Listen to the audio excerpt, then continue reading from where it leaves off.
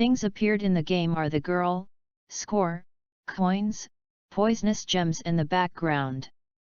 From this, we say that coins and poisonous gems are the items in the game. These items were thrown towards the girl.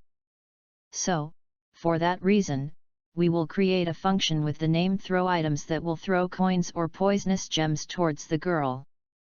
Create a coin randomly at the bottom of the screen, add the coin in the coin group, and make the coin group move upwards with a particular velocity using the throw_items function.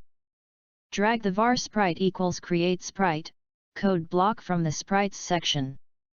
Snap it in the throw_items function. Change the sprite name to coin.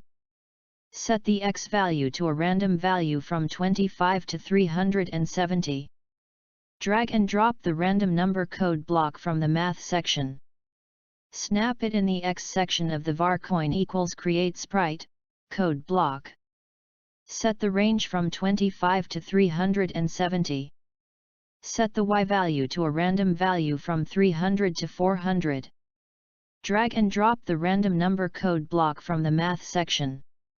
Snap it in the y section of the var coin equals create sprite code block. Set the range from 300 to 400. The reason why we set the XY position of the coin to a random position because it's a game and we want the position of the coin to be a surprise element in the game. Set the animation of the coin. Scale the coin. Add the coin to group coin group. We use the group.add sprite to add a sprite to the group. Make the coins in the group move upwards with some velocity. We use the group.setVelocityEach xy, to move sprites in a group along x and y directions. Also, as we want the coin group to move in upwards direction and the value of y decreases in upward direction, we set the y velocity to negative.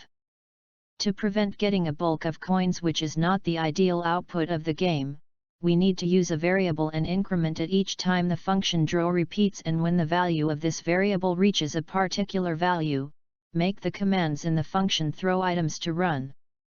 We have a variable count which is initialized to 0 outside function draw. Increment it by 1 each time the function draw repeats. If the count value equals to 20, for best effect, then implement the actions in the throw_items function. Also set count to 0 again if count equals 20. Also, we need to store the value of how many coins are created by the function throw_items in a variable.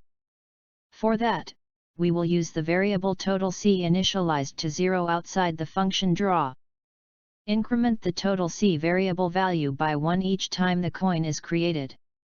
Make the girl collect the coins and increment the score by 50 each time the girl collects a coin. Check if the group of coins touches the girl. Run the for loop over each element, coin, in the group coin and check if the element, coin, is not undefined and is touching the girl to remove or destroy the element, coin, in order to increase the score by 50 in the game. Create a for loop. Change the destination value to less than total C. Why less than total C? The count of how many coins are created is stored in total C. And to run the for loop over each element in the group, we need to cover each index of the group, which starts from 0 and ends at value less than total number of elements in the group.